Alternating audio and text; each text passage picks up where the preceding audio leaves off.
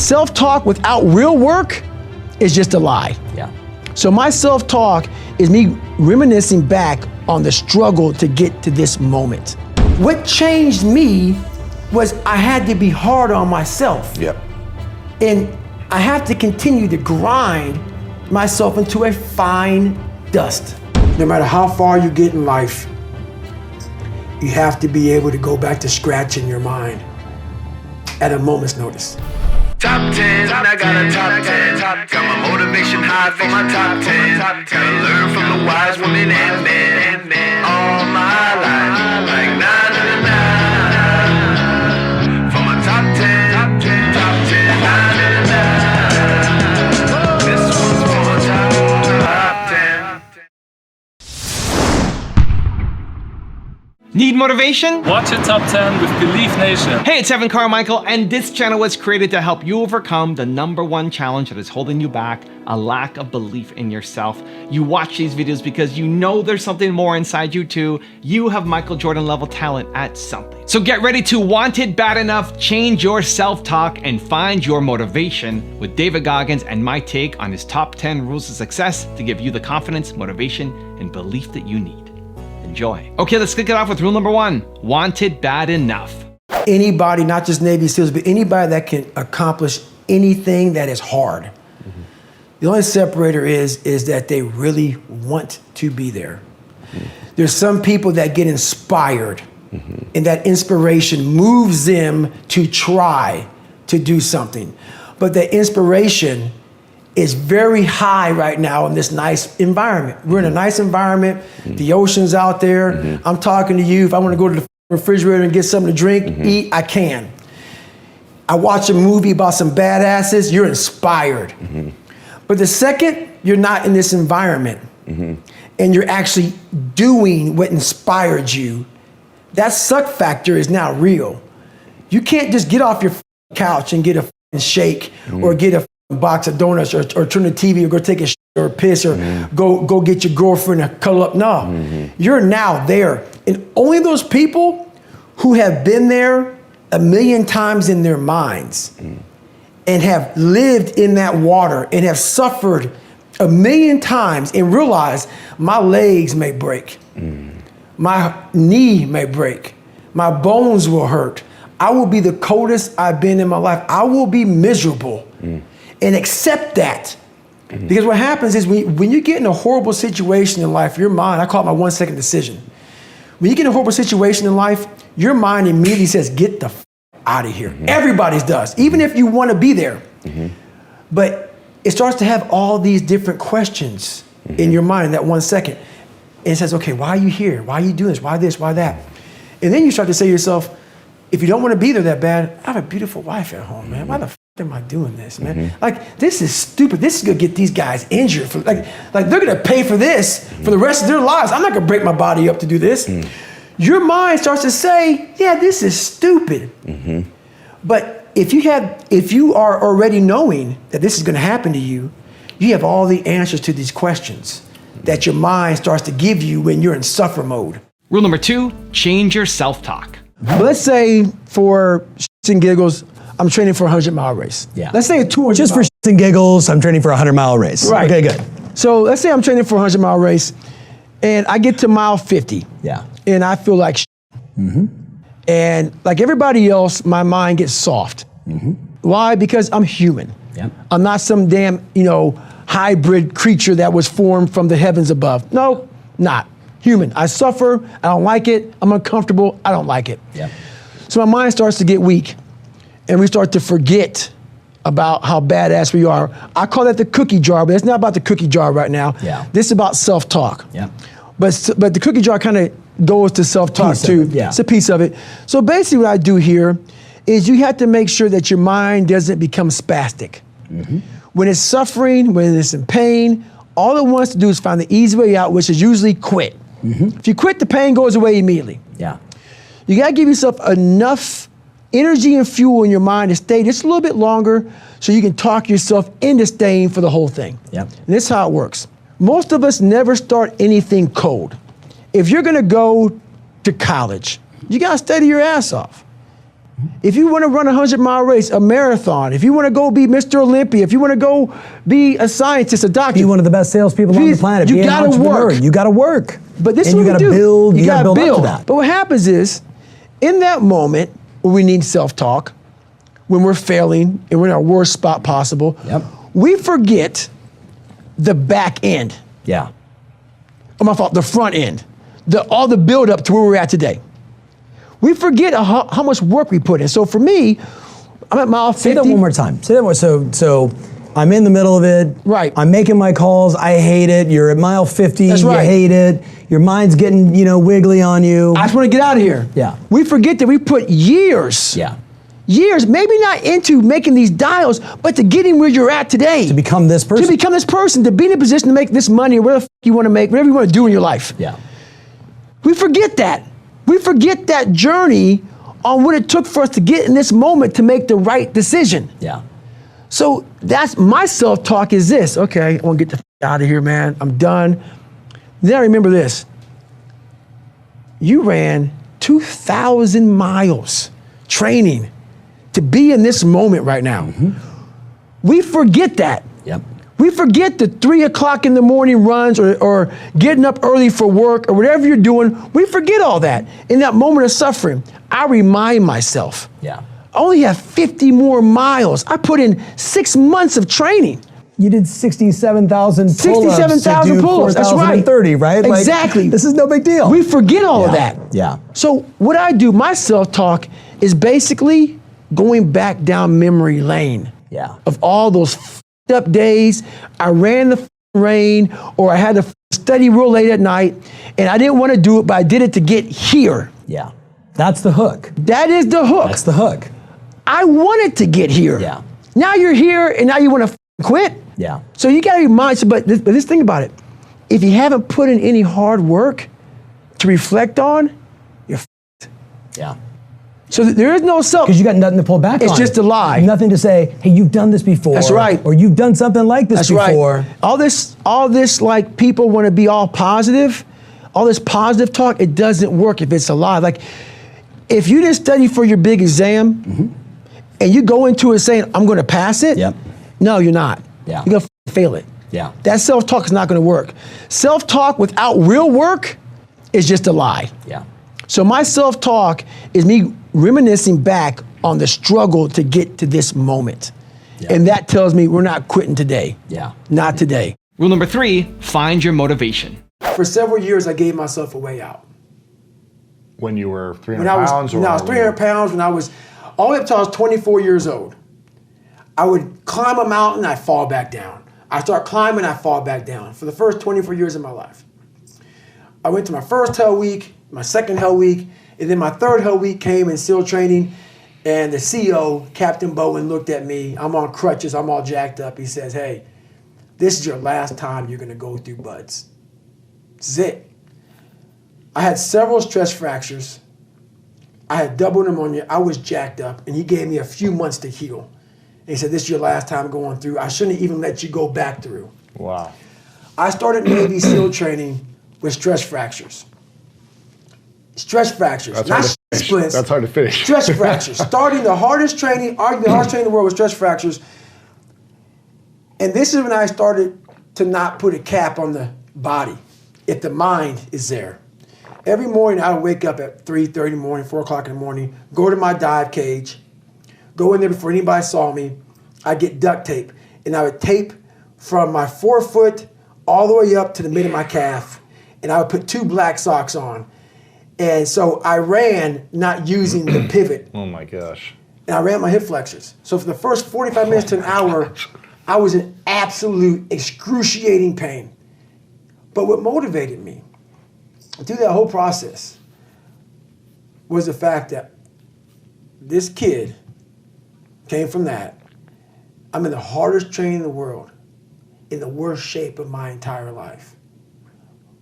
What if I can graduate amongst these studs? Wow. All these guys around me are studs. They're stallions. They're gladiators in my class. They're all healthy. Most of them. They're not broken like this. They may have some, everybody's sick going through that training. Yeah. But if I can graduate it would change everything for me. If I can start the hardest training in the world, broken, and graduate. So my mind fed off of that. You are now, from the weakest man, you are now the hardest man to ever live. If you can do this. If you can do this. Life is one big mind game. Yeah. And you're playing it with yourself. Is it true? I don't care. It got me through the hardest training, starting out broken. Where most people quit, I had just started. Wow. And when you take that mindset and you learn to flip that around, that's what made me powerful. And my body followed. And 3 months later, my stress fractures were healed by running on them. Rule number 4, always do your best. Do you like suffering or do you just deal with suffering? Real answer. Real answer? Yeah. I like to see, real answer, I like to get a bunch of men together. Okay. Men that are the hardest of the hard. And I want to be with these men. And I want to see them suffer. Because I'm suffering right along with you, but I want to see me get through it. I want to see what you're made of. I want to see, like almost like the Colosseum in Rome. Let's go to the Colosseum. And the only way to see who the baddest is to suffer. You can't do it by writing a paper. So let's go. Because why? What I found out through my life was I thought of myself as some weak little kid. And what I found out, and the only message I want to get across to people is once you change one thing, your mindset, you can attack everything. And I find it fascinating. I'm fascinated because I'll be in these moments. I put these guys on some pedestal. Yeah. Which people do with you. They do with me, and they shouldn't. And I was this guy who was a piece of shit looking at these, oh my God, how are you guys this amazing? But once I worked my way up there, I said, my God, man, we can all compete. Let's go. So do I like suffering? I like suffering in the way that is competitive, Yep. that brings out the absolute best in me and in everybody else. So like I want to see a man be defeated. I want to see a man get broken and say, F you. I love these men. These men I love, but there's very few of them. There's very few of them. And there's very few that are willing to go there more than once. Also, if you want to have more confidence and self-love, check out my 254 series. They're free. The links to join are in the description below. You will never learn from people if we always tap dance around the truth. Everything I didn't want to do is what got me to where I'm at today. It's about what you're saying to yourself, but it also comes with work.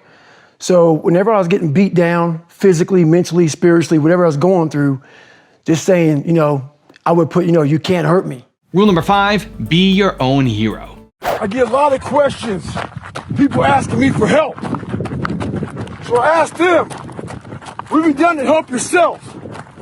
Most of them say, I've been working hard.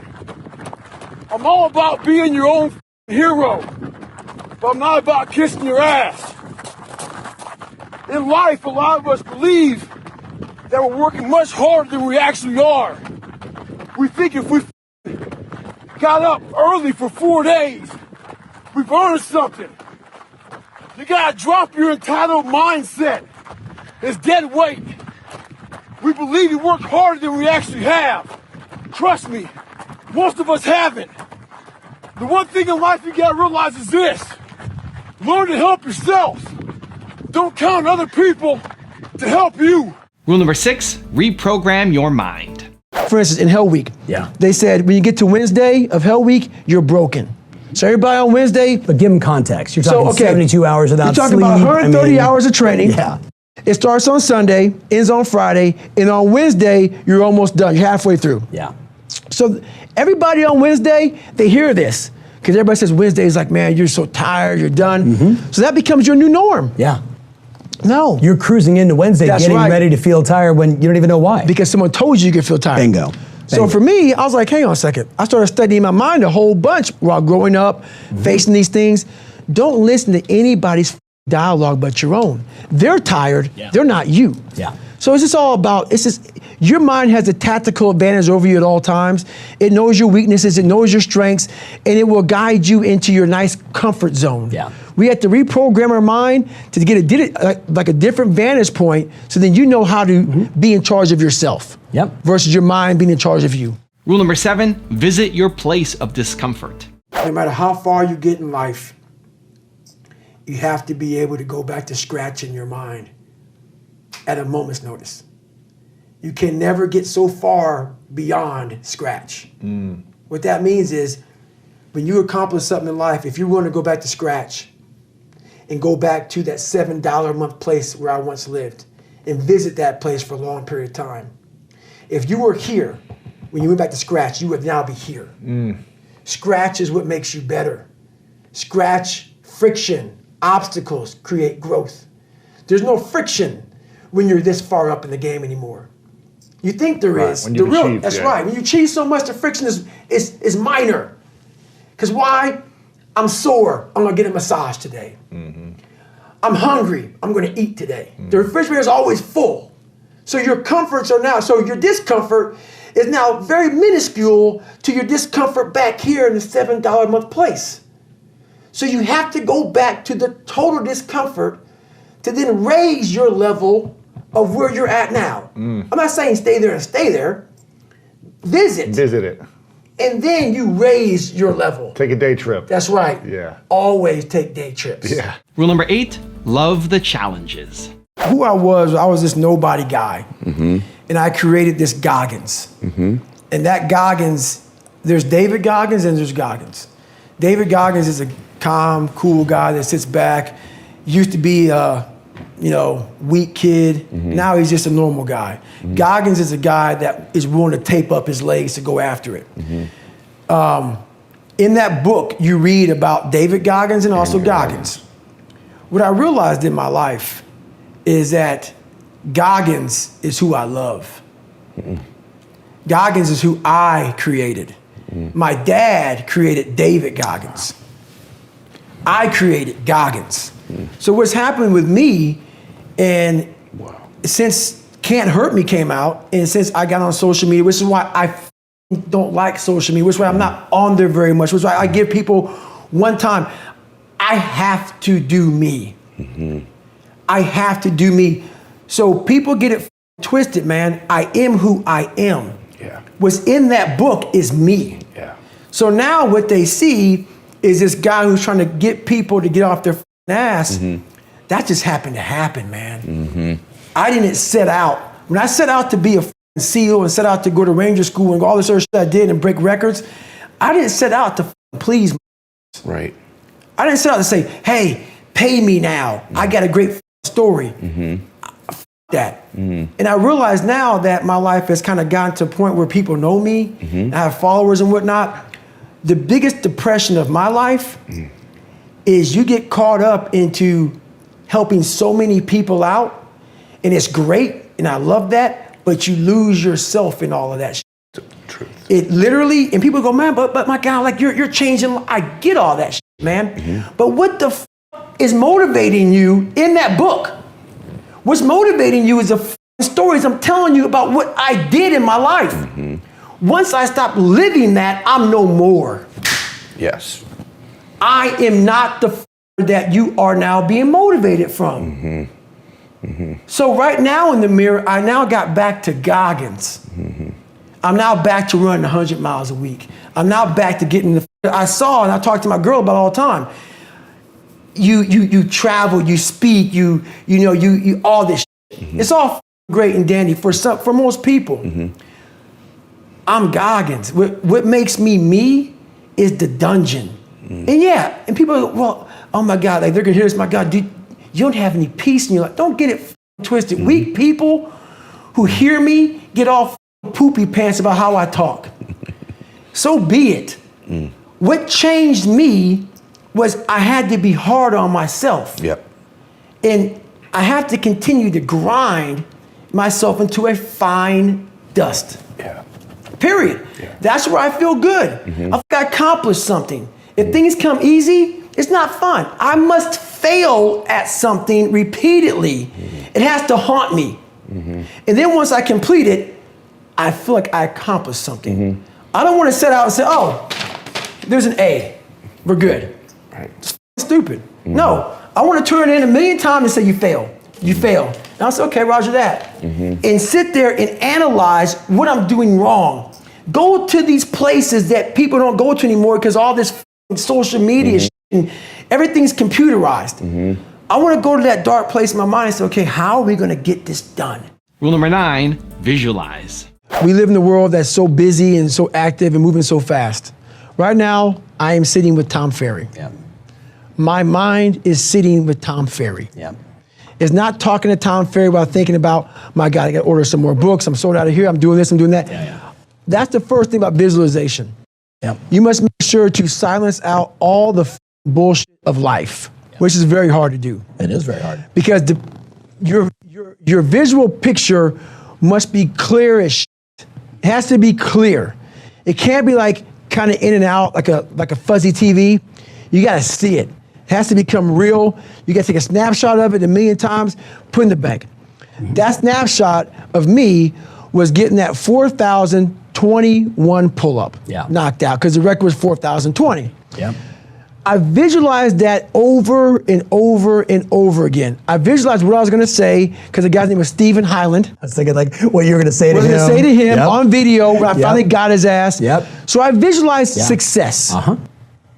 But then I went through, that's the fun part. I have to do 4,020 pull-ups to get to that 4,021 pull-up. I know now, because it took me 3 chances to get it. All those failures, they were great for me to examine where I was f***ing up at along the way.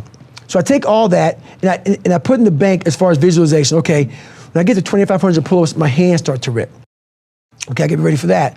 So I started visualizing, how am I gonna handle the pain? Okay, then you start visualizing, okay, my nutrition was off. You start visualizing all these things because you have to mimic it 1,000,000 times, but I can't mimic 4,020 pull-ups by doing it. But you can see all the milestones where you failed. That's right. And see yourself going beyond it. That's right. So that was my big thing about, I had to walk in, get the chalk, I had to see everything over and over and over again. And when I realized I had to keep that visual, that picture in my head for 17 hours. It took me 17 hours to break that record. So for 17 hours, while I used to be loud everywhere I went, I put these headphones in. And I never listened to music, but I listened to one song, Going the Distance, you know, for 17 hours. It's 2 minutes and 13 seconds. For 17 hours, I had that in. That's a lot of Rocky. A lot of Rocky. And I just went here. And so I was able to visualize every rep. So I visualized my hand placement, making sure that felt right before I got going. I didn't ignore all the little pains. My hands got sweaty. Okay, that means I was aware of everything. That means my hand's about to rip. It's getting sweaty. Wipe it off. Be aware. Everything. I was totally in the moment because of how I visualized everything. And rule number 10, the last one before a very special bonus clip, is don't lose perspective. I have a good living now, for me, where I'm at in my life. I was out on a fire in Colorado, and we were digging fire line on this, like 50%, like it was like on the side of a daggone mountain. And we're trying to keep the fire from moving, and we're digging this fire line 14 inches, or my fault, 18 inches wide, 3 miles long, 12 of us digging. And it is the hardest work. You make $12 an hour, okay? Nothing. You set up your shop, like when you're done digging, you just pretty much lay down, you go to sleep, and you get up and you dig some more. Really? This happens for 2 weeks long. What are you digging? It's like a hole, you're digging a line. So you're trying to get down to a mineral source. So you're trying to get down to the earth. So that if that fire is moving, it can't burn dirt. Really? So you're moving fuels. Got it. So not only are you digging, you're cutting down trees. It's hard work. But the moral of the story is I'm 43. Don't need to do it at all. This is why I do it. You're making money. I'm making money. I have a good life. I don't need to do it. And everybody asks me why I do it. This is why. This 21-year-old kid was out there, and he wanted a pair of running shoes. That's all he wanted was a pair of running shoes. 60, 70, $100, $200, whatever. You know, easy for us. Running shoes. He looked up at the mountain that we had been on for days, digging this fire line. And he said, that'd take me 5 or 6 hours of work to buy those shoes. He said, I'm not gonna buy them. It's the perspective of life. That perspective of life right there, that is the value that we lose. When things start to come so easy in life, it's the perspective that 21-year-old had. He looked up at that mountain and thought, he looked at his hands, he looked at the amount of hours of pulling that Pulaski, that tool, and raking that ground, and then cutting those trees and moving them, and that hours of work. He looked at his feet and said, these old shoes would do. It's that perspective in life that we lose. And that story to most people may not mean anything. It's that story I always want to have in my life. You cannot lose perspective of where you've come in life. Now I have a special bonus clip from David on how to stay hard that I think you're gonna enjoy. But before that, it's time for the 3-point landing questions. Let's go from just watching a video to taking action. Here we go. Question number 1. How will you be your own hero this week? Number 2, what's the self-talk that you need to start changing? And number 3, where do you need to reprogram your mind? And if you made it this far in a video and you are committed to making a change, I wanna celebrate you. Give me a hashtag believe down in the comments as well. So today, I decided to try to PR my long run. So the first half of the run, I'm feeling great. My mind is clear, nothing going on. Think about nothing but just my running pace, what I'm doing, my breathing, everything like that. Get to mile 15, I turn around, and the demons start to creep in. That inevitable wall is creeping up on me. When you push so hard, something's about to give. And I start to give. My mind started to break down. I started feeling my legs starting to hurt. I started feeling dehydrated. Started feeling sorry for myself. Started looking around. No one knows I'm out here running. Why don't you go ahead and just stop? Call your girl, have her pick you up. And that's when I a little bitch. And this is when your mind has to change. You gotta start thinking, I'm the greediest in the world. Your dehydration? It. Lick your lips. Your legs are all sore. You feel like you got splints and stress fractures. No, you don't. You got sore legs. Get out of your head and stay hard.